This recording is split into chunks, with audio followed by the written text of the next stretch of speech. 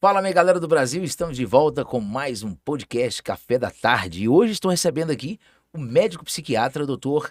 Gustavo Modesto. Seja muito bem-vindo. Obrigado, Ricardo. Obrigado pelo convite. Prazer estar aqui com você, com todo mundo que te assiste. Maravilha. Vou mandar um recado para a galera, né? Galera de qualquer lugar do Brasil. Lembrando que nós trabalhamos com placas de madeira, galera aí da Arte Viva Madeiras, né? Placas de madeira para você colocar no sítio, colocar na fazenda, colocar no seu rancho, colocar na sua chácara. E também aquelas plaquinhas de cantinho de churrasco para receber a família, aquela coisa, sabe? Você pode entrar em contato com a galera da Arte Viva Madeiras. E também tábuas de churrasco e mesas rústicas, né? Tem um telefone aí, tem um Instagram, só você entrar em contato e chamar essa galera. E também você que é lojista, você que é sacoleiro, você que vende roupas no varejo de qualquer lugar do Brasil, você pode comprar no atacado em Goiânia. Então, devido aí a muitos golpes na internet, as pessoas têm medo de comprar no atacado aqui pela internet, preferem estar vindo pessoalmente, né? Mas se você não quer vir pessoalmente, quer comprar pela internet, tem também a galera da Compra Segura Goiânia. Você pode entrar em contato que é certeza que o seu material vai chegar e você vai ganhar dinheiro, tá bom? Então, a gente voltando pra cá, tá até aí ó, a galera da Arte Viva Madeiras na televisão. A gente voltando pra cá com o nosso amigo Gustavo Modesto. Como é que é esse negócio, cara? Como é que começa a sua história? Como é que você teve essa ideia de virar médico, psiquiatra? Como é que foi isso aí? Pergunta interessante, sabe por quê, Ricardo? A vida inteira eu quis ser médico, né? Desde pequenininho eu falo, mas nunca, jamais eu pensei em ser psiquiatra. É uma coisa que eu nem conhecia essa especialidade.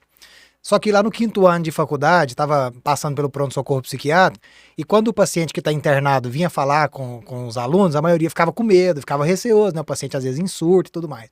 E eu sentia muita vontade na presença do paciente internado, do paciente que estava delirante.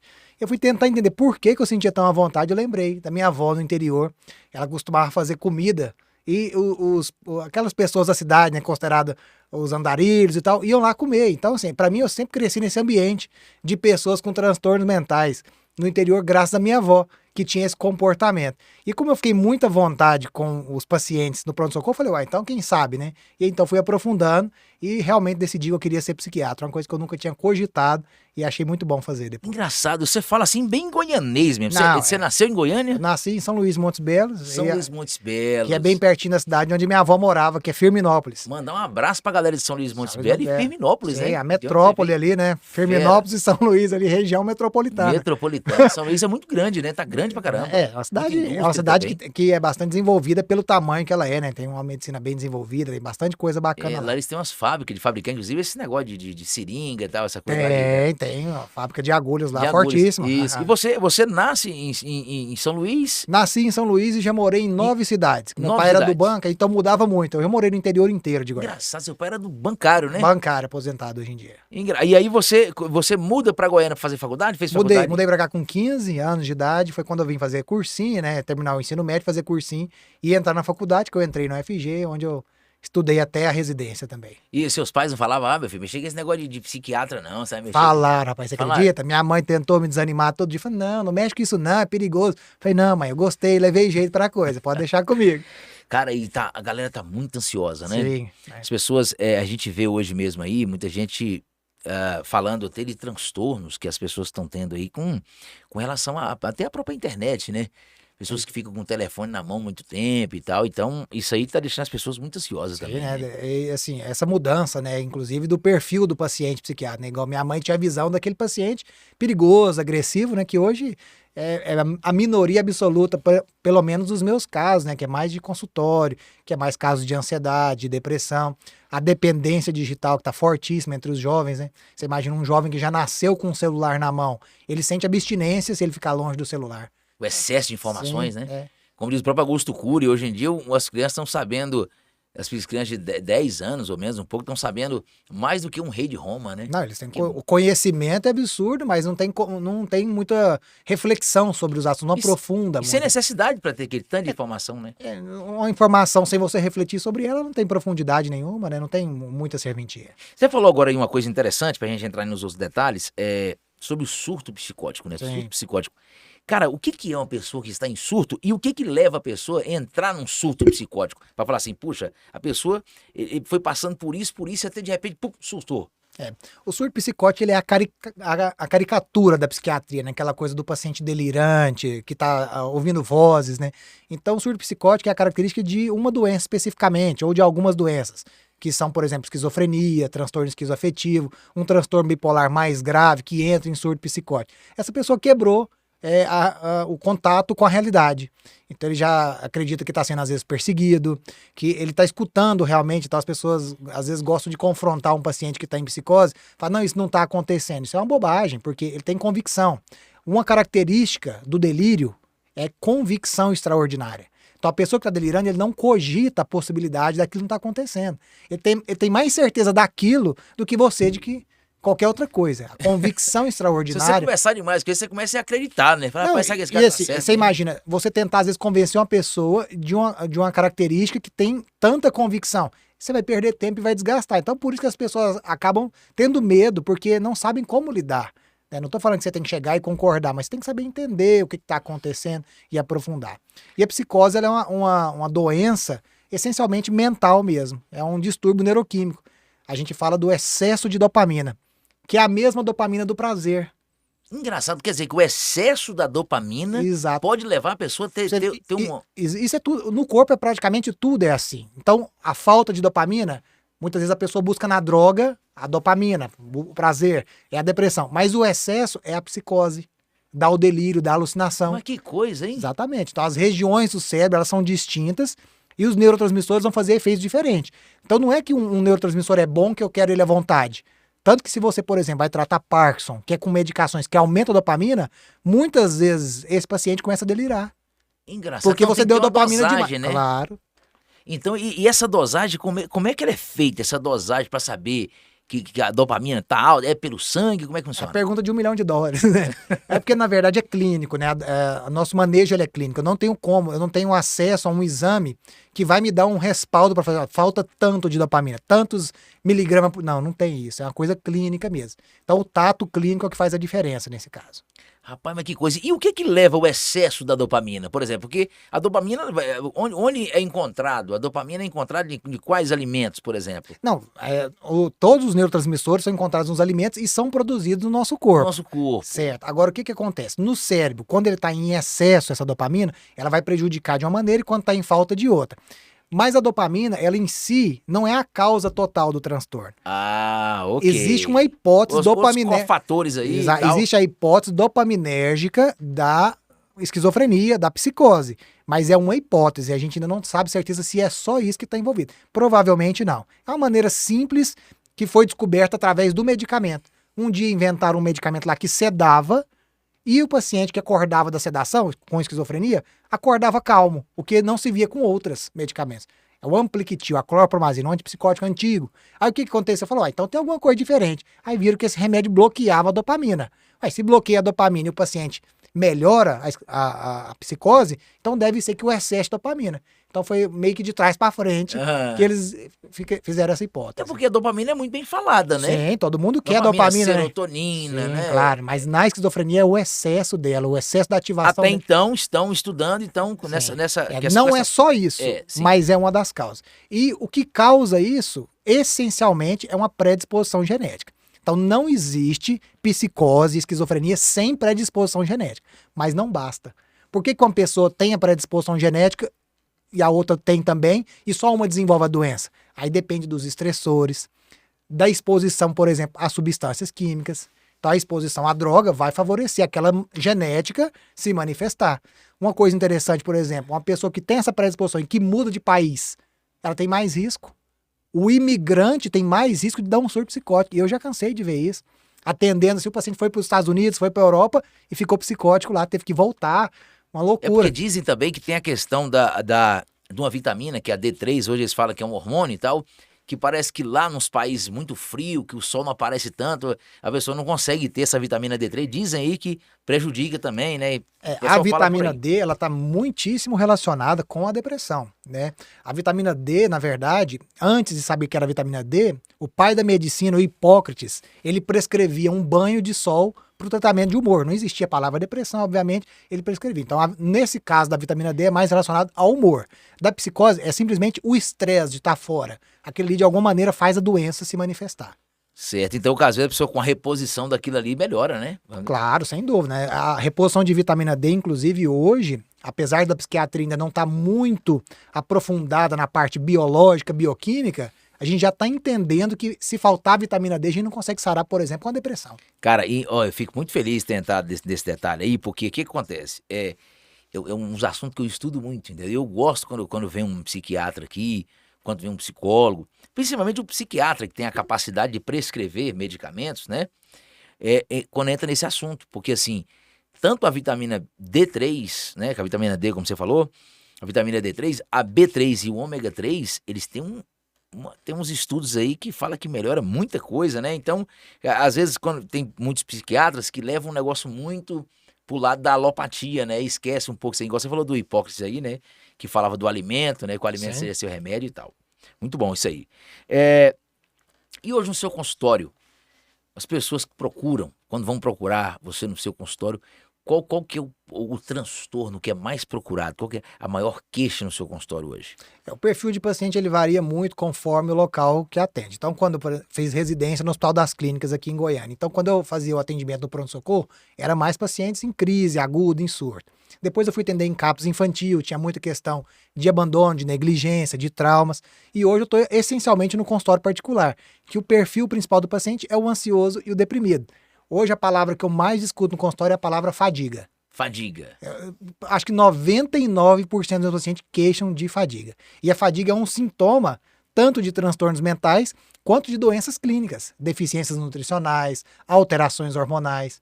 Então hoje as pessoas querem desempenho, ou seja, fadiga não combina, e também querem ao mesmo tempo dormir bem. E a outra queixa é a insônia. Então, o mesmo fadigado durante o dia é o insone à noite. Então, isso tem tudo a ver com alteração hormonal. E especialmente do hormônio, que é o mais mal falado, coitado. Mas ele é muito importante, que é o cortisol. O cortisol é muito mal falado, né? Porque fala que o cortisol sobe muito, aí diminui a testosterona e vira um trem, né? O cortisol é o hormônio do estresse. É o hormônio da reação ao estresse. Imagina se você não tem ele, você fica uma fadiga, porque ele recruta energia, ele quebra glicogênio e glicose para a gente ter energia para poder combater uma situação difícil. E o estressadão, ele não faz o pico do cortisol, ele fica com um cortisol alto direto. E chega uma hora que a glândula cansa, a glândula que produz cortisol se chama adrenal. Ela cansa e o cara não consegue produzir mais. Ele vira uma fadiga infinita. Então a grande maioria dos pacientes hoje estão com alteração do cortisol, ou na fase aguda, com cortisol alto, ou na fase já... Sem produzir o cortisol. E quando está nessa situação, como é que funciona o tratamento? Tem como fazer essa glândula aí voltar a produzir? Tem como fazer essa glândula voltar a produzir. A maioria das pessoas consegue, você suplementando, você dando os nutrientes que a glândula precisa, ou se a pessoa realmente não consegue, você tem que repor aquele hormônio. Aí você repõe o cortisol, senão a pessoa não consegue exercer as atividades dela. E a pessoa que está com cortisol ruim, ela não toma decisão direito, ela tem fadiga em horários marcados, por exemplo, acorda fadigada depois do almoço, no final do dia, 4, 5 da tarde. Isso é muito comum a pessoa queixar isso. Não, mas me dá uma preguiça, uma fome de comer doce. Isso é sinal de que o cortisol pode estar baixo.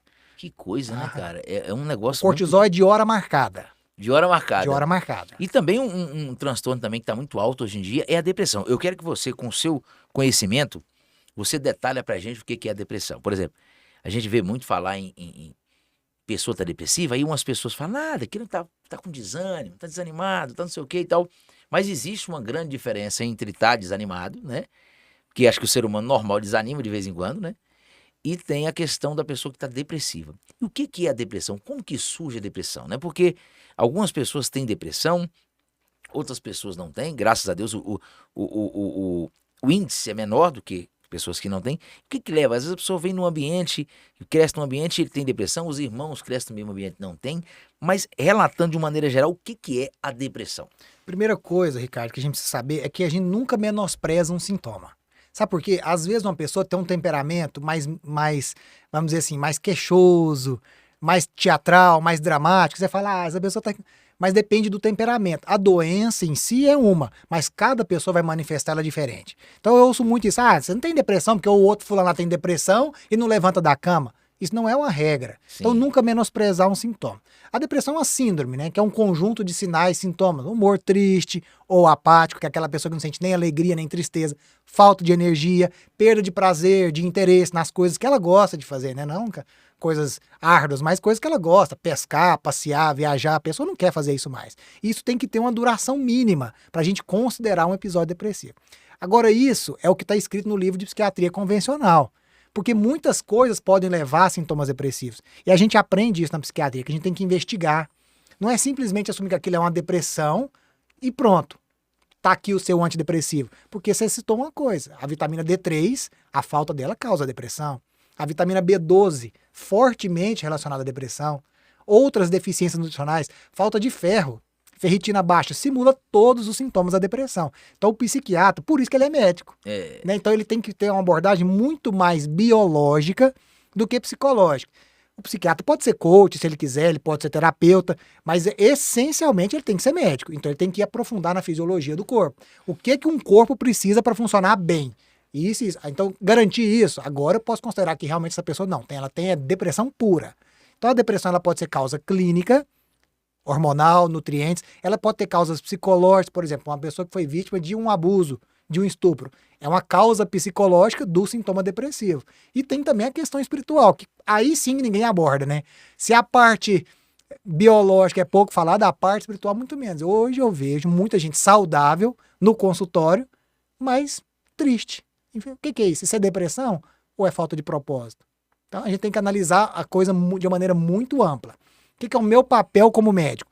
Dar o gás físico.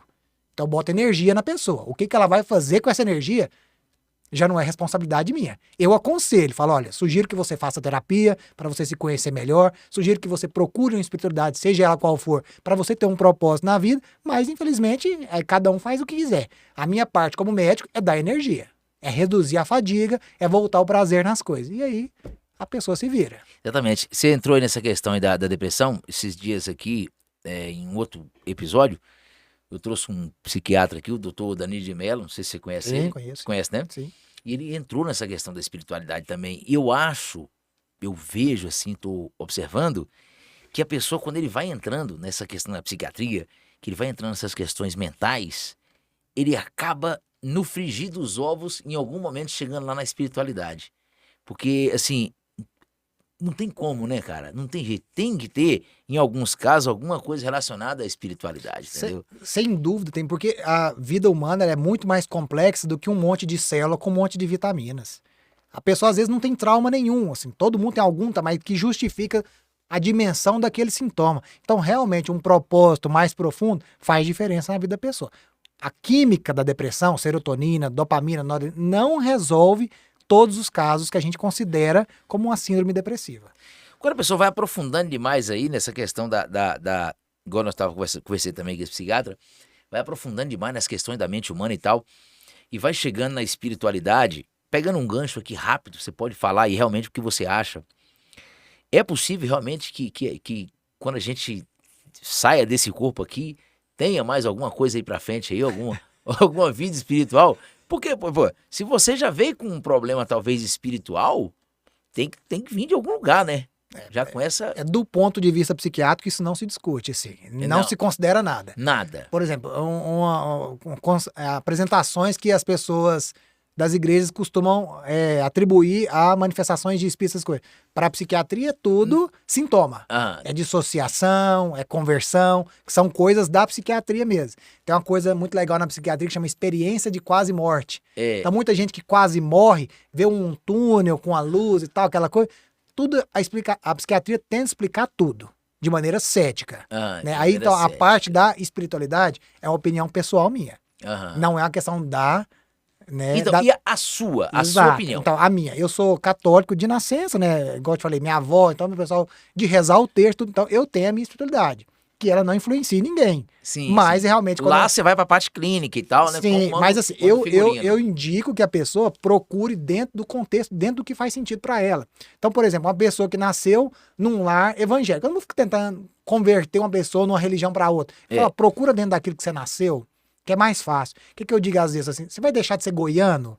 Você vai gostar de... Né? É cultura. Então, assim, aprofunda dentro daquilo que faz mais sentido. Não fica buscando muito fora da sua formação. Mas procura algo na espiritualidade. Você falou uma coisa interessante, essa questão da EQM. Nós não vamos entrar nisso não, mas só falando um detalhe, que a questão da EQM também é uma coisa interessante, da experiência de quase morte, porque ali onde é que eu já vi algumas coisas sobre isso, parece que no momento que acontece a questão da EQM, o cérebro está completamente sem funcionar, né? Tá em coma, né? Então, né? Não tem sinais elétricos ali no cérebro. Então, como que a pessoa vai relatar uma coisa que ele viu sem estar funcionando? Onde é que armazenou isso aí, né? Aí entra num assunto muito doido, a né? ciência tenta explicar, ela tem hipótese, e a hipótese não é uma coisa confirmada, mas é uma tentativa biológica de tentar resolver. Não é que ela exclui a espiritualidade, mas ela tenta responder do ponto de vista científico puro científico, mas eu acredito que um dia... Mas isso não é uma contradição, não precisa de entrar em contradição a ciência, a fé, pelo contrário. E no futuro isso vai acabar se unindo aí, porque vai chegar, um dia vão ter que ficar tudo junto. Muito bem, tem uma área aí que você é especialista, né? Que é a área que você vem atuando, que é a questão da cannabis, né? Exato. Você pode falar pra gente o que é a cannabis, né? Realmente a cannabis faz bem, a cannabis faz mal, porque... Vai lá, fala você. Depende, né? Depende. Por exemplo, se você fumar cannabis, né, que a maconha faz muito mais mal do que bem. Todo jeito tem as substâncias que vão causar efeitos terapêuticos, mas o fumar faz muito mais mal. Inflama, a alta temperatura inflama o seu corpo, então você vai provocar mais sintomas do que alívio. Às vezes é o que a pessoa encontra, né? Enfim, eu não tô aqui para julgar ninguém. Sim, sim. Mas do ponto de vista medicinal, a gente não prescreve o uso de maconha fumada, inalada. A gente indica produtos orais, né? Tem óleos, tem produtos hidrossolúveis que você vai usar o composto que você quer. Por exemplo, você quer tratar ansiedade, você vai usar preferencialmente o canabidiol. Você quer tratar dor, você vai usar preferencialmente o THC, que também é o responsável pelo efeito psicoativo. Mas quando você usa um produto oral, um óleo, você tem controle do que tanto eu vou para a pessoa ter efeito psicoativo ou não. Então eu quero que a pessoa tenha o máximo de alívio da dor sem efeito psicoativo nenhum que vai interferir no dia a dia dela. Então a cannabis tem esse poder de tratar vários problemas porque existe um sistema no nosso corpo, chama sistema endocannabinoide, que é de homeostase, de equilíbrio. Então ela volta o corpo para o equilíbrio. A gente produz uma maconha interna. São os endocannabinoides. Então a gente tem endocannabinoides, que são parecidos com os fitocannabinoides da planta, e tem um sistema que recebe ele. Por exemplo, a pessoa vai entrar em crise convulsiva. O corpo produz endocannabinoide, mas às vezes não dá tempo. É porque é pouco, a crise é aguda, até você produzir, a pessoa já está ali convulsionando há muito tempo. Então você dá o óleo ou o spray nasal, tem muitas formas de acudir uma pessoa numa crise convulsiva com a cannabis medicinal. Agora, é claro que é polêmico, é novo, mas é milenar, mas no último século ficou completamente parado o uso da cannabis por questões, enfim, né, a proibição. Políticas e tal, exato. Né? Mas agora realmente o negócio está com tudo. Eu, desde 2019, eu prescrevo, né? E graças a Deus eu vejo que ajuda muitos pacientes com um nível de efeitos colaterais até menor do que os remédios sintéticos. Mas também não é um milagre que algumas pessoas pensam que é. Então vem gente de longe, consulta online, né? De outros estados, até de outros países, pedindo a cannabis. Eu explico, olha, é uma ferramenta, é um medicamento fitoterápico dentro de um contexto mais amplo, de reposição hormonal, de suplementação de vitaminas e talvez até do remédio sintético. Então tem que explicar tudo isso para a pessoa não criar uma expectativa. Relação médico-paciente é muito uma questão de expectativa. Se a pessoa cria uma expectativa grande demais e você quebra aquela expectativa, fica ruim. Não, vamos devagarzinho. Ó, consegui tirar, por exemplo, um remédio sintético mais forte, um Rivotril da vida. Consegui tirar ele. Foi um passo bom. Não, ainda não estou 100%, mas o que a gente pode ir progredindo? Então é muito isso. Então hoje eu prescrevo cannabis com tranquilidade. Não são todos os médicos que são adeptos. O CRM fica ali meio em cima do muro, mas a gente percebe que na clínica, com segurança, dá para fazer mais uma ferramenta. Você falou especialista em cannabis? Não é o carro-chefe do meu consultório. Certo. É uma ferramenta a mais. Bacana isso aí, hein, cara. Eu não posso abrir mão de ferramentas. É lógico. Quando eu tô tratando do sofrimento humano e o sofrimento psicológico, ele é profundo demais. A gente não... mas a pessoa não pode esperar 1 mês, 2 meses... Às vezes não, a pessoa não aguenta. Não só porque pensa em suicídio, mas porque é muito angustiante sentir aquilo. Então eu não posso abrir mão de uma coisa que pode ajudar. Eu penso assim, desde que eu primeiro não seja nocivo a ninguém. Exato. Obviamente. Exato, o que você falou, é uma ferramenta. Então, ferramenta. Toda ferramenta que ela é benéfica, né, para o paciente. Que pode ser, né? Não vai ser para todos. E hoje, como você falou a questão do CRM, mas hoje o médico pode trabalhar com isso? Sim, com parcimônia, com bastante cuidado e zelo, a gente pode trabalhar com isso, sim. Ok, cara. Você falou agora da questão, falando da depressão, você falou dos detalhes da depressão.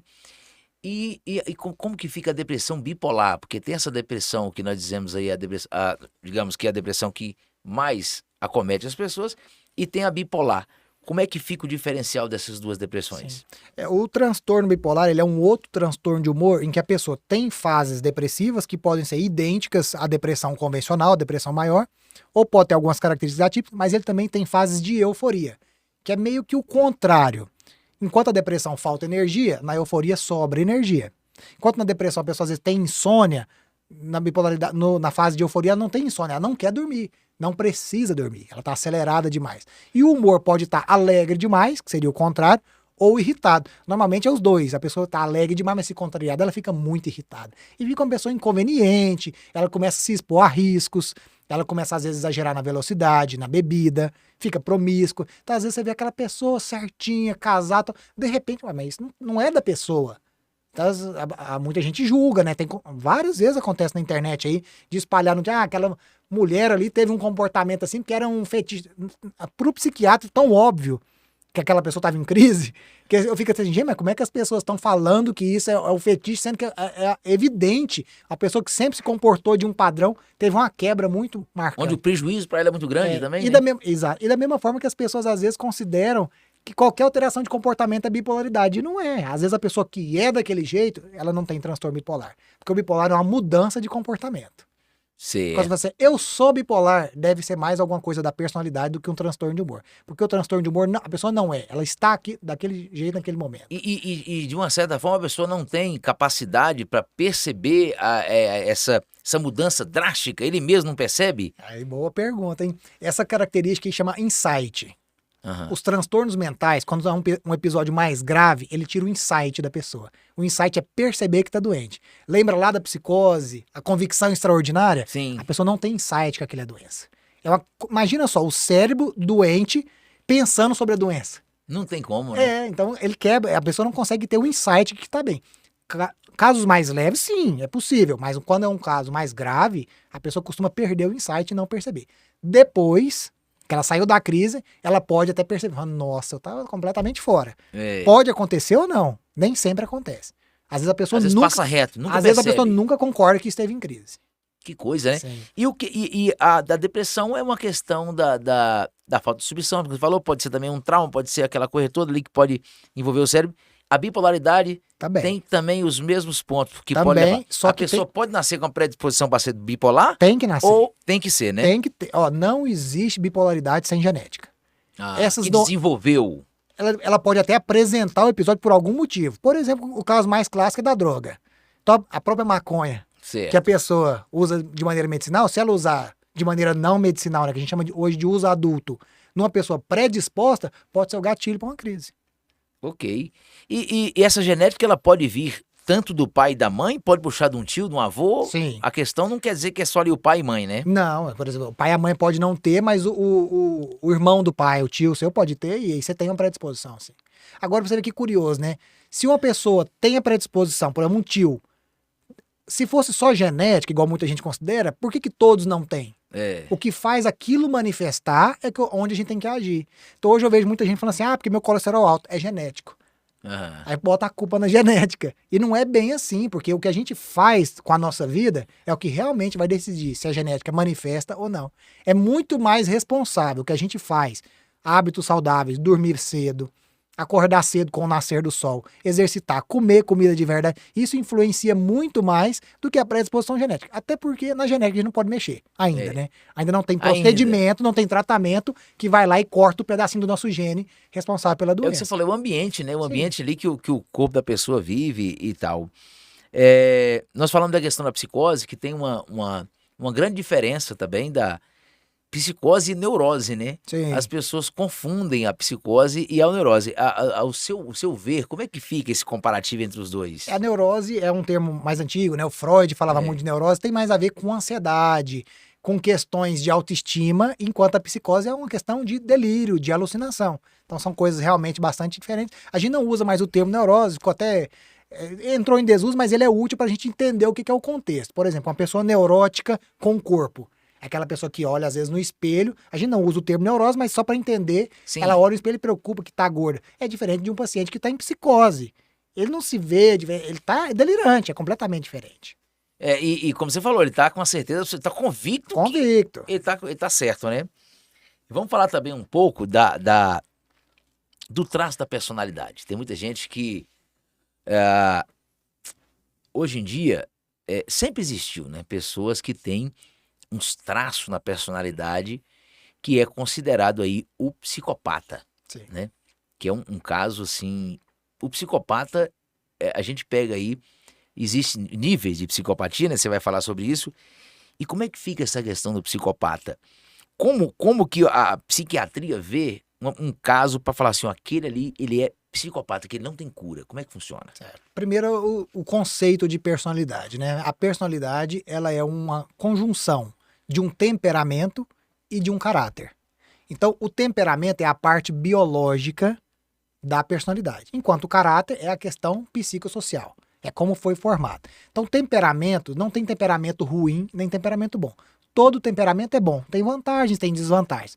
Existem várias teorias de temperamentos. Eu sigo a temperamentos que são fleumático, sanguíneo, colérico e melancólico. Não sei se você já ouviu falar esses termos. O melancólico, sim, o sanguíneo também. Isso, Sanguíneo então, é aquele, né, tal. são temperamentos que podem ser quentes ou frios, úmidos ou secos. Então, isso é simplesmente uma característica. Por exemplo, uma pessoa com característica mais quente, numa trocação de palavra alguma coisa, ele já rebate. O frio não, ele guarda. Então são questões, você vê isso na criança, é a melhor forma de ver. Então tem criança que você briga com ela, ela fica caladinha. Tem criança que você briga com ela, ela não tá nem aí.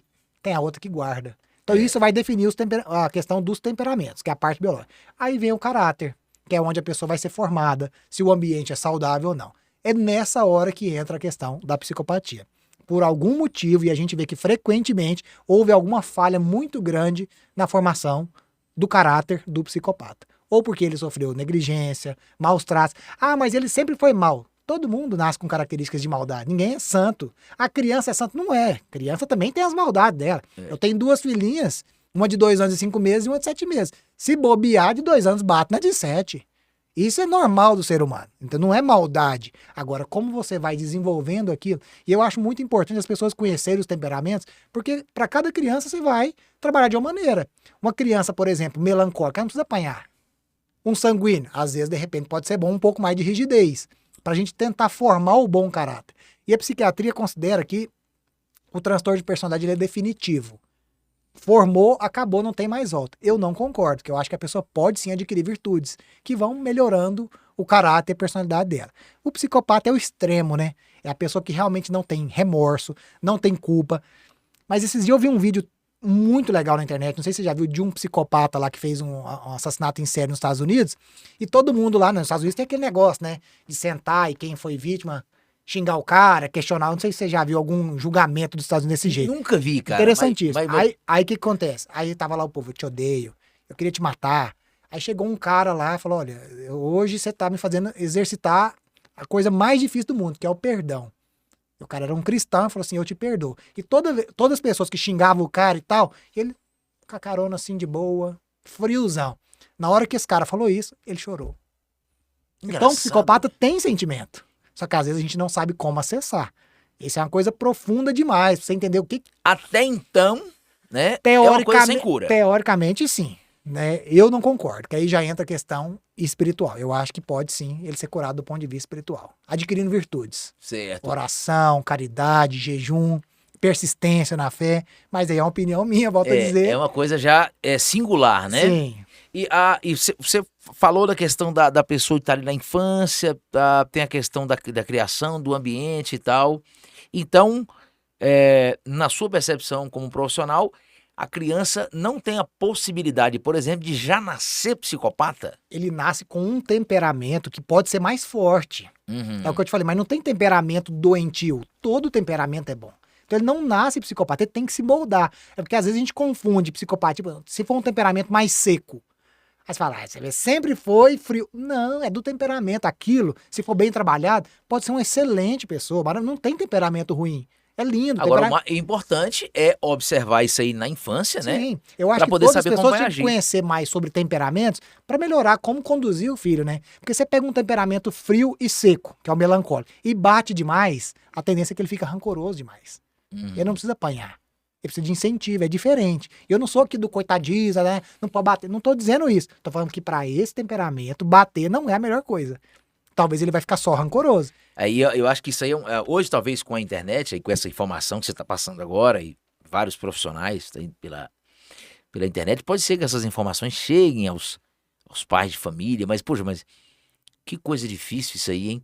Para chegar um uma humanidade nessa consciência, um casal ali para ter um filho e ter essa consciência, né, de observar comportamento, como você falou, se é uma pessoa mais fria, mais sanguínea, vamos dizer, se você bater vai piorar, você imagina. Por isso que eu recomendo estudar, né? O conhecimento, né? Hoje pode ficar mais fácil, mas né, Sim. porque agora está acontecendo aqui Sim. um despertar para muitos. Eu recomendo fortemente que todos os pais procurem saber sobre os temperamentos para melhorar a forma de educar os seus filhos. Não é uma coisa generalizada. Ah, toda criança. Não tem como. E mesmo as escolas. Tem aquela criança que às vezes o menino é muito custoso. Enfrenta. Se você às vezes pegar ele, às vezes é um colérico, você pega ele, coloca do seu lado, bota ele para ser o vice-líder da sala, você é o líder e ele vira um fenômeno. Isso acontece, a gente vê isso acontecer, relatos diretos acontecendo no consultório. Exatamente. E outros transtornos também que hoje em dia está muito comum, assim, já de um bom tempo, são os toques, né? Toque. Como é que funciona a questão do toque? Como é que a pessoa desenvolve o toque? De onde isso vem? O toque também, como os outros transtornos, ele tem que ter a predisposição genética, e o toque é a doença que mais aproxima a psiquiatria da neurologia, porque costuma ter alteração cerebral no toque. Tanto que um toque que não responde ao remédio pode ser indicado uma cirurgia. Quando eu fazia residência no Hospital das Clínicas, em alguns casos a gente indicou. E a cirurgia? Chama psicocirurgia. Então o neurocirurgião, mais de um psiquiatra tem que indicar a cirurgia, o neurocirurgião vai lá e faz uma intervenção neurocirúrgica. Ele faz uma capsulotomia, ele corta um pedacinho da cápsula interna, que é dentro do cérebro. E aquilo ali pode curar o toque. Você vê o tanto que é cerebral.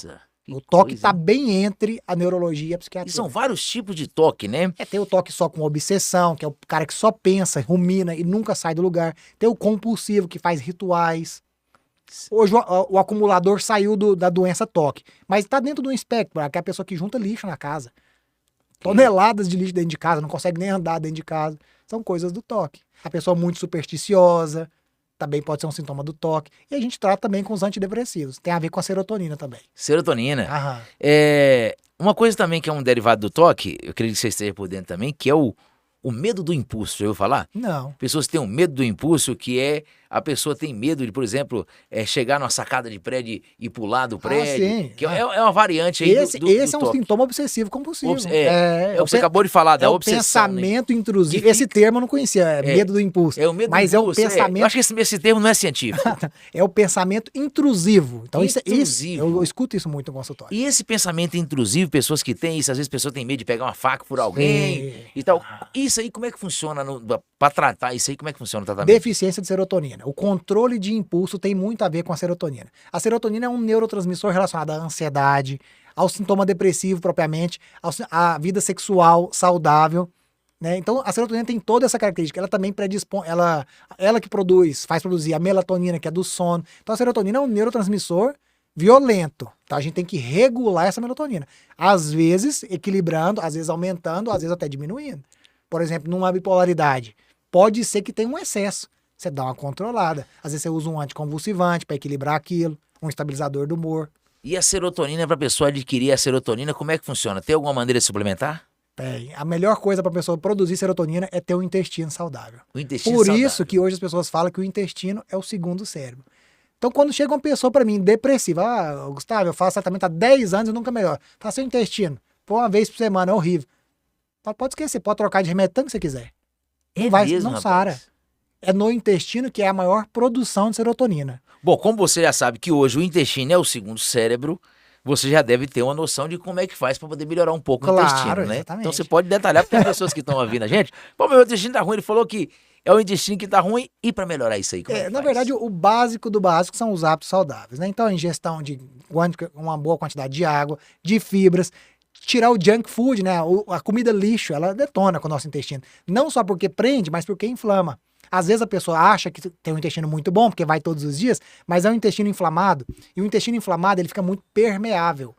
E se ele é muito permeável, entra tudo para a nossa corrente sanguínea. E aquilo deixa o corpo completamente confuso. Por exemplo, doença autoimune. Tem a ver com o intestino. Porque se o intestino está muito permeável e entra muita toxina, o corpo produz célula de defesa para matar aquelas toxinas. E ele começa a atacar ele mesmo. Aí vem a tiroidite de Hashimoto, vem a psoríase na pele, doenças autoimunes. E as pessoas que têm doença autoimune costumam ter doenças psiquiátricas junto. A relação é estreita. Frequentemente, coisa, né? você vai ver uma pessoa que tem alguma doença autoimune também fazendo tratamento psiquiátrico concomitante. Que coisa. Tem também a questão do uso de kefir, poder melhorar lá Claro, que então aí, como é que isso, fala? Os probióticos, né, e exato. tal. Aí então a pessoa que tem que fazer, tirar o que é lixo, se possível, tirar o agrotóxico, não é possível tirar completamente, a comida industrializada, são centenas de produtos químicos que são adicionados nos alimentos. A gente tem que procurar comer comida caseira. Qual que é a melhor dieta do mundo? A sua. As suas bactérias intestinais, elas estão adaptadas com a comida goiana. Não inventa, vou pegar a dieta mediterrânea, que é muito saudável. Não vai ser para você. A dieta saudável do goiano é comida do goiano, do cearense é a do cearense. Só que, se a gente começa a comer comida de fora, comida industrializada, a gente desregula. Tem as bactérias boas e as ruins no intestino. A gente aumenta as ruins e diminui as boas, que são os probióticos que você está falando. Exatamente. Aí tem um suplemento muito utilizado por pessoas de academia que desinflama o intestino. Ela vai no enterócito, que é a célula intestinal, e desinflama ela, que é a glutamina. A glutamina. A glutamina. Então, toda vez que eu peço, às vezes, eu sempre peço exame de fezes para ver se tem muco, para ver se tem sangue. Se tem muco, é sinal de inflamação. Eu prescrevo glutamina. E aí resolve muitos casos, Você né? desinflama, desde que a pessoa retire a causa. Então, tem gente que é intolerante ao glúten. Ele tem que tirar. Tem gente que é intolerante à lactose. Também não radicalizo, tá? Eu vejo um modismo. Ninguém pode lactose. Não é bem assim. Tem pessoas que toleram bem, outras não. Enfim, se a pessoa não tolera, ela tem que tirar aquilo. Não adianta dar glutamina se ela continua mandando o que está inflamando o intestino dela. Muito bem. E as pessoas que têm depressão, que passam por tratamento de depressão, elas podem beber? Nossa, agora você me colocou numa situação, hein? Não, porque tem gente que tem essa dúvida. Por exemplo, não, eu tô tomando meu remédio aqui, ou fez uma suplementação de vitamina, Não, por exemplo, tá certo. vamos supor que a pessoa tá fazendo só com vitamina, que é a D3, como você falou e tal, para poder melhorar. Então ela teve uma melhora. E aí ela pode beber, isso vai atrapalhar no tratamento? Como é que Do funciona? ponto de vista biológico, o álcool nunca é saudável. Ele causa desbiose, ele altera, e ele é um depressor do sistema nervoso central. Então você está tentando tratar uma pessoa da depressão, né? Contra a depressão. Tá dando um antidepressivo, mas tá dando um depressor, que é o álcool, vai ficar uma situação mais delicada. Só que nós temos que entender que o corpo e o tratamento de saúde mental, ele não é só biológico, ele é psicossocial. Então, se for para tirar a pessoa do meio dela, de onde ela se sente à vontade, e ela consegue fazer um uso moderado, ou seja, se for um alcoolista, não tem meio termo. É tudo ou nada. Mas se é uma pessoa que bebe com moderação, não é o ideal, mas eu também não costumo proibir. Por esse motivo, porque eu não quero que a pessoa se sinta tão diferente do que ela sempre foi. Ela cresceu naquele contexto, os amigos dela degustam com moderação uma cerveja, um vinho, eu não costumo proibir. Agora, realmente, um paciente alcoolista eu já explico pra ele, é tudo ou nada, que você não tem meio termo. Mas as pessoas que têm, o ideal era não consumir nada, mas tem que fazer sentido pra pessoa. Você não pode deslocar ela completamente da realidade dela. Se não fizer sentido, ela não vai aderir. Exatamente, muito bem. Mas tem interações de medicamentos com álcool que pode ser perigosa. Tudo isso a gente tem que orientar individualmente. Ansiolíticos com álcool não pode de jeito nenhum, que potencializa. Antidepressivo perde um pouco o efeito, mas dependendo, dá para usar, depende de cada medicação. Cada medicação. E a gente vai entrar agora num termo também bacana, porque eu acho que essas questões de transtorno tem muita coisa, né? Pânico, cara. Pânico. O que é o pânico? Né? Tem que falar, vamos falar do pânico e depois a gente entra também na questão da fobia, das fobias, né? O pânico. O que é o pânico? O pânico é uma crise aguda de ansiedade. Então, crise aguda de ansiedade é sinônimo de pânico, em que a pessoa tem sintomas físicos do medo. Coração acelera, sua frio, treme, sensação de que vai desmaiar, que vai perder o controle, que vai morrer, que ninguém vai socorrer. Adivinha quem que é o responsável pela crise de pânico? A serotonina. A serotonina. A serotonina. Tanto que a gente trata transtorno do pânico com antidepressiva, às vezes, geralmente em dose mais baixa do que a dose antidepressiva. Então, a serotonina que está envolvida nisso. E um outro neurotransmissor chamado GABA. É o neurotransmissor que relaxa o nosso sistema nervoso central, que é o que faz os ansiolíticos, o famoso Rivotril. Ele corta a crise de pânico na hora, porque ele aumenta o GABA, ele relaxa o organismo. Então, tirou a pessoa da crise de pânico, você trata com antidepressivo para ela se manter bem. Então, tem a ver com serotonina, com noradrenalina, porque o excesso de adrenalina, de noradrenalina, aumenta os sintomas, por exemplo, ataque cardíaco, que é o coração acelerado. Então, o pânico é isso, é o sintoma físico do medo. Enquanto a fobia é como se fosse o medo do medo. Como assim? É o trauma. Eu tenho um paciente que teve uma crise de pânico no supermercado. Então, às vezes ele vai lá, você tratou o pânico dele, beleza, não tem pânico mais, mas ele fica com fobia do supermercado. O nome disso é agorafobia. É um tipo de fobia. Tem fobia social, fobias específicas, fobia de sangue. A pessoa sabe que não precisa ter medo daquilo, mas desmaia. É incrível, né, cara? E a fobia não tem remédio. Não tem A remédio. fobia é terapia. E a terapia da fobia é a exposição controlada. Então só cura um trauma, uma fobia, quem se expõe a ele. Só que você vai fazer isso de maneira controlada. Tem que ter, Você não tem vai que ter um pegar uma profissional, pessoa né? que tem fobia de cachorro e botar ela pra abraçar um pitbull. É.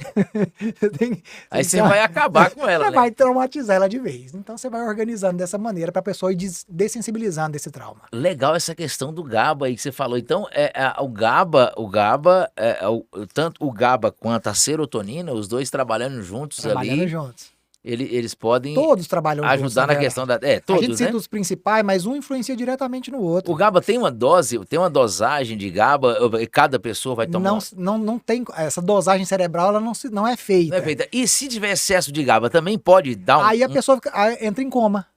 Ah, é? Ué, rapaz? porque se ele é um neurotransmissor que relaxa o sistema nervoso central, se relaxar demais, você rebaixa ele até ele entrar em coma. Tem que ser uma Tanto que dose... se tem que você ser uma dose- exagerar na dose do remédio GABAérgico, os ansiolíticos, você pode pôr a pessoa em coma, parada cardiorrespiratória. Que coisa, né, O álcool cara? aumenta GABA. Se misturar álcool com ansiolítico, você pode dar uma parada cardiorrespiratória. O álcool ele aumenta o GABA, Sim. Por isso que as pessoas, quando estão muito estressadas, quando começam a tomar uma cervejinha, Só né? que aí entra a questão do risco-benefício. Para ser remédio, o benefício tem que superar o malefício. O malefício. O álcool não. Se usar o álcool com essa finalidade, o malefício supera muito o benefício. E tem aquelas baixas também, no outro dia daquela baixa geral, né? Exatamente. Rapaz, nós não tomamos água, estamos chegando no final do nosso bate-papo, cara. Já Já, e passou rápido, viu? é tanta coisa para falar da psiquiatria que realmente Muita coisa, fiquei muito feliz com a sua presença. Aprendi muito aqui hoje, né, sobre vários aspectos aí. E quero que você fique à vontade, se você quiser mandar com a sua experiência de vida para as pessoas que estão nos assistindo, até para mim também ouvir, para saber. O que você deixa de mensagem com toda essa questão do modo que as coisas vão indo. A gente vê que a tendência é que fique mais acelerado, fique mais rápido, né? Qual que é o seu conselho para que as pessoas possam desacelerar um pouco mais, né? O que é que as pessoas têm que fazer? certo, né? Então, uma coisa que eu presto muita atenção, eu durante alguns anos, né, depois da residência, eu exerci a psiquiatria, vamos dizer assim, convencional. Um sintoma, um remédio, e assim a gente vai levar na vida. Teve um momento que eu pensei que o remédio resolveria todos os problemas do mundo, e hoje eu vejo claramente que não é esse o problema. Então chega muita gente com sintomas psiquiátricos, mas que pequenas mudanças já resolvem todo o quadro dele. A primeira e a mais importante de todas, o maior conselho que eu posso dar para uma pessoa: dormir. A gente vive uma sociedade que acha que dormir é perda de tempo. É o maior ganho de tempo, tanto em qualidade quanto em quantidade. A pessoa que dorme, ela vai viver mais e vai viver mais saudável. É durante o sono que a gente produz vários hormônios, testosterona, GH, a melatonina, que é um regente dos nossos hormônios, ela regula o corpo inteiro. Então, dormir da forma certa e na hora certa é o primeiro conselho que eu dou para uma pessoa. E a hora certa de dormir é de noite. Não existe reparação de sono durante o dia. Ah, mas eu sou... Não, beleza, eu não estou mandando as pessoas saírem dos empregos. Mas é que necessariamente para a saúde, o dormir à noite, por volta das 10h30, 11 até o nascer do sol, é o ideal. Se não dá para fazer o ideal, procura um profissional para tentar minimizar os problemas disso. Esse é o primeiro conselho que eu dou. O segundo conselho, exercitar. E lembrando que caminhada é meio de transporte, não é exercício. Exercício é musculação, é fazer realmente treino. Ah, mas não posso caminhar? Pode, desde que não seja só a caminhada. Eu quero ir para a academia 2, 3 vezes na semana e caminhar nos outros. Beleza. Agora, só caminhar todo dia não vai trazer o impacto. É melhor do que nada, obviamente, mas o que vai realmente trazer qualidade de vida para uma pessoa na terceira idade é músculo. Então tem que fazer musculação. Hoje eu falo para meu paciente: você quer ser saudável? Fica forte. Ah, mas fica forte até por questão de estética, e não é qualquer custo, não. É para você realmente ter qualidade de vida, tanto agora quanto depois.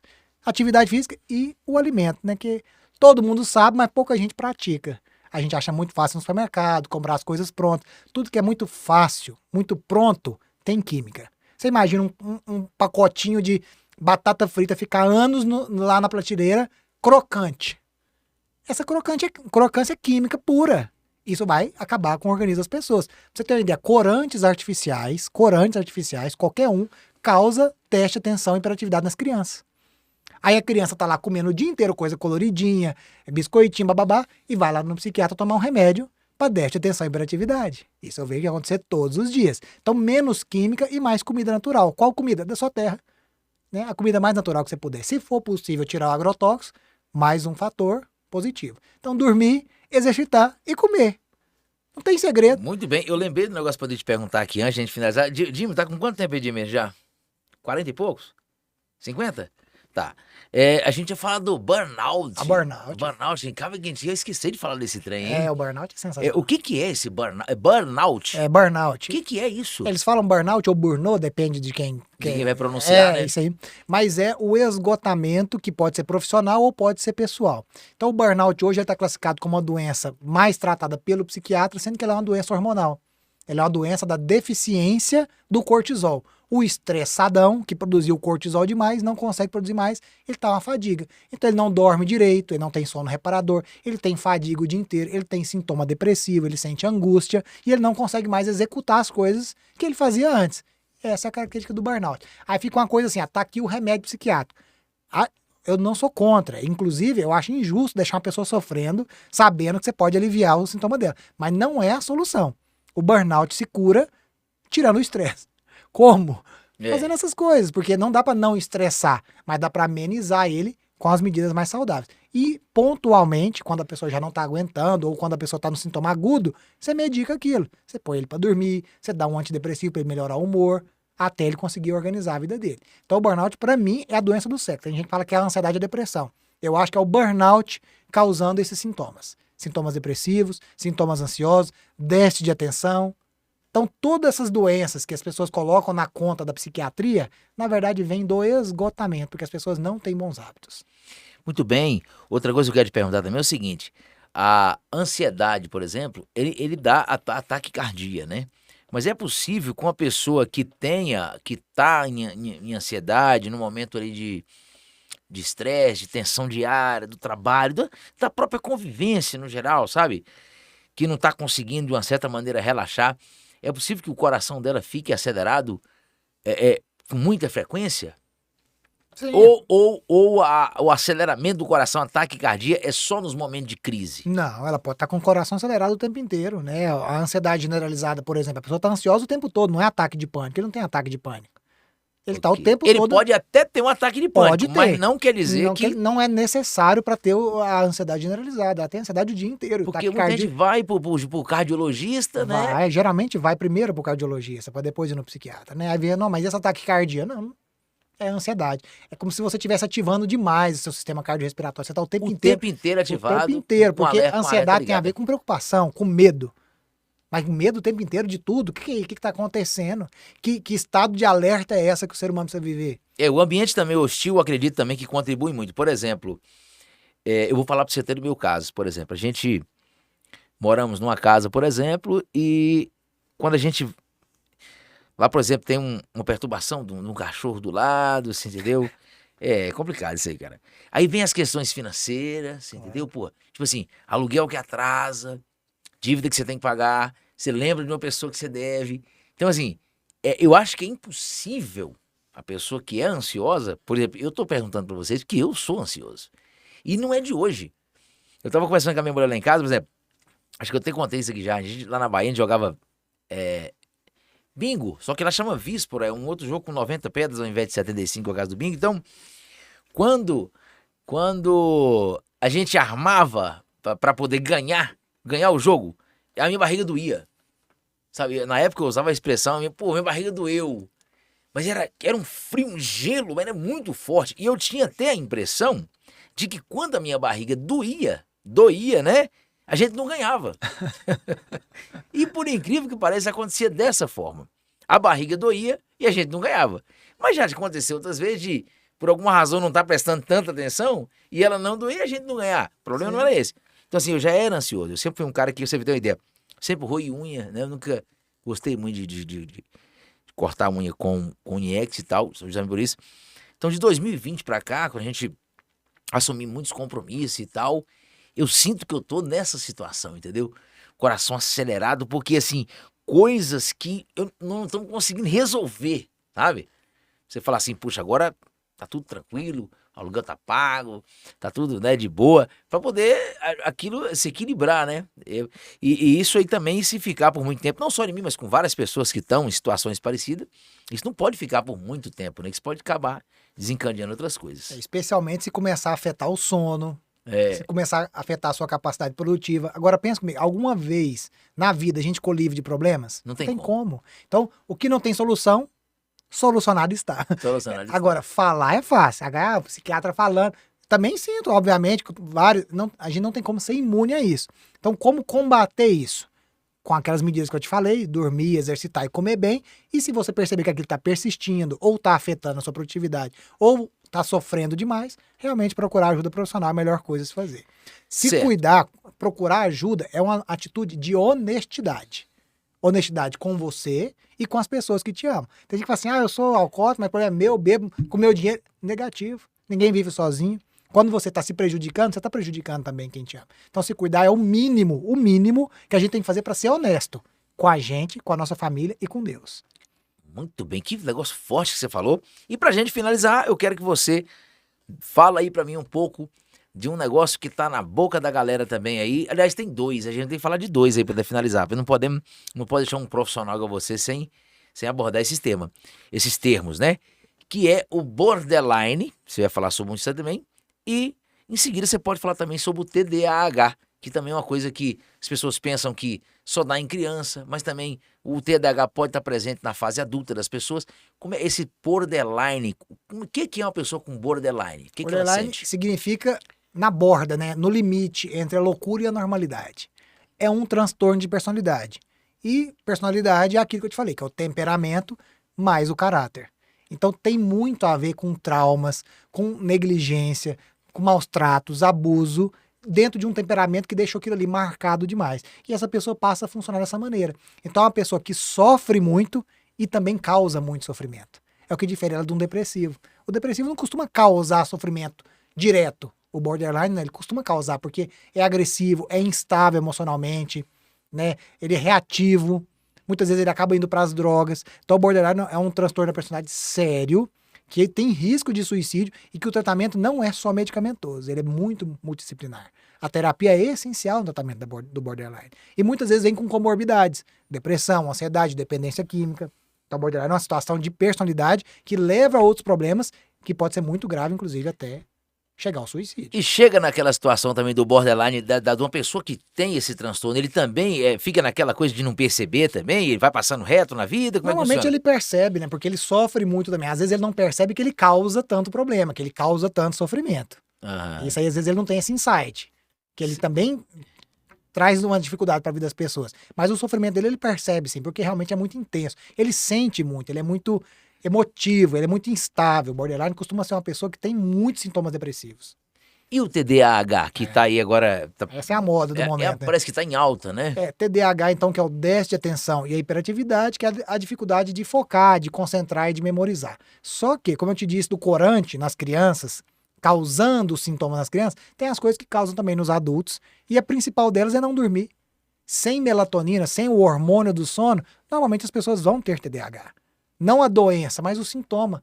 Porque ela ela precisa descansar para ter a produção dos neurotransmissores. E aí o neurotransmissor responsável é a dopamina, não é a serotonina. É a dopamina? A dopamina. Então, o TDAH é a deficiência de dopamina no córtex pré-frontal, que é o que fica aqui na região da testa. Então, a falta de dopamina ali faz a pessoa não conseguir ter agilidade mental, foco, concentração, destreza para resolver as atividades do dia a dia e vai ter um monte de problemas com isso. Da mesma forma que se eu aumentar demais a dopamina no pré-frontal, ansiedade, pânico. Tem remédio para o TDAH que causa pânico. Mas que coisa, hein? Então, E esquizofrenia. Então, tem, às vezes, uma medicação muito dopaminérgica pode aumentar a chance de esquizofrenia. Então, o negócio é muito sutil, é muito delicado, é equilíbrio. Muito mais do que a gente imagina. Não tem coisa boa e coisa ruim. Ah, tal hormônio é ruim, tal... Não, é equilibrar mesmo a coisa do corpo. Certo, muito bem. Acho que eu ia falar mais alguma coisa também eu ia falar pra você o seguinte... pra gente poder finalizar agora de verdade mesmo, o narcisista, cara, tem um narcisista, como é que funciona a mentalidade do narcisista, como é que é? O narcisismo também é um transtorno de personalidade. Eles são muito curiosos, né? Assim, é uma coisa muito cinematográfica, né? A coisa do transtorno de personalidade chama muita atenção. O psicopata. Inclusive, tem muita série com isso aí. Sim, Tanto o chama border, atenção, né? o narcisista, o histriônico. Mas na essência é aquilo que eu te falei. Um temperamento tal, que não é um defeito, junto com um molde social de um caráter que não vai legal. Aí cada temperamento tende, dependendo da malformação do caráter, a um tipo de transtorno de personalidade. Mas na essência, a origem é a mesma, do borderline, do psicopata, com manifestações muito diferentes, obviamente, mas que a tendência é o mesmo problema em si, é um transtorno da personalidade. Essa junção de temperamento, que é o físico, mais o caráter. Muito bem, doutor Gustavo Modesto, muito obrigado por você ter vindo aqui, viu, cara? Eu acho que se a gente fosse, como diz aqui os goianos, fosse puluziar, a gente ia falar muitos temas. Eu gostei bacana da sua presença, vi que você tem uma habilidade muito boa para falar sobre os assuntos, vi que você não vai só para alopatia, você vai para um pouco ali para a questão fitoterápica também, não sei se é bem por aí, da homeopatia, né, e tal, que vai fazer ao invés de tratar só com remédio, a pessoa pode, cada caso, né, vai ter que ser avaliado pelo profissional, cada caso aí a pessoa pode tratar também com suplementação. Sim. Aí vem os hábitos saudáveis e tal. Você me deu muita ideia boa, né, também que eu sou um cara muito ansioso, né, e eu sofro com isso, cara, com essa questão da ansiedade. Você me deu até uma luz aí com a questão do aceleramento do coração. Eu tô até com uns negócios, uns exames para fazer. Eu vou fazer um ecocardiograma em breve aí para poder ver, né? Faz o rastreio, claro. Fazer o rastreio primeiro, para depois fazer um teste ergométrico e tal. Mas obrigado pela presença. Fica aí à vontade para você mandar um abraço para quem você quiser mandar. E no final eu vou despedir da galera do Brasil. Tá certo, eu agradeço aí a presença, né, o convite, porque na verdade é uma oportunidade muito boa de expandir o conhecimento que muitas vezes fica individual dentro do consultório, né? Exato. Então se a gente puder contribuir para que as pessoas sofram menos e cheguem menos nos consultórios, seria o ideal. Mais uma vez que a pessoa já apresenta o transtorno, já apresenta os sintomas, é melhor não procrastinar a ajuda. A gente percebe isso no dia a dia, porque às vezes uma pequena intervenção causa um impacto enorme. E é aquilo que eu te falei, quando você está bem e você se cuida, você está impactando nas pessoas que te amam também. Então não é justo não se cuidar. Às vezes o homem é muito durão, né? A mulher tem que marcar a força, a consulta, eu percebo isso. Eu queria pedir especialmente para os homens a quebrarem um pouco mais esse preconceito com a psiquiatria. Psiquiatra não é médico de louco, a psiquiatria evoluiu muito, tanto em termos de medicamentos seguros, com menos efeito colateral, quanto também com abordagem não medicamentosa, suplementação de vitaminas, reposição hormonal, equilíbrio hormonal, para que a pessoa tenha qualidade de vida e saúde mental, e não necessariamente amenizar sintomas de uma doença grave e de um sintoma que pode, às vezes, trazer até uma sequela muito mais grave no futuro. Muito bem. Obrigado pela sua presença com a gente até o fim do nosso podcast e até o próximo podcast, se Deus quiser e Ele há de querer. Valeu!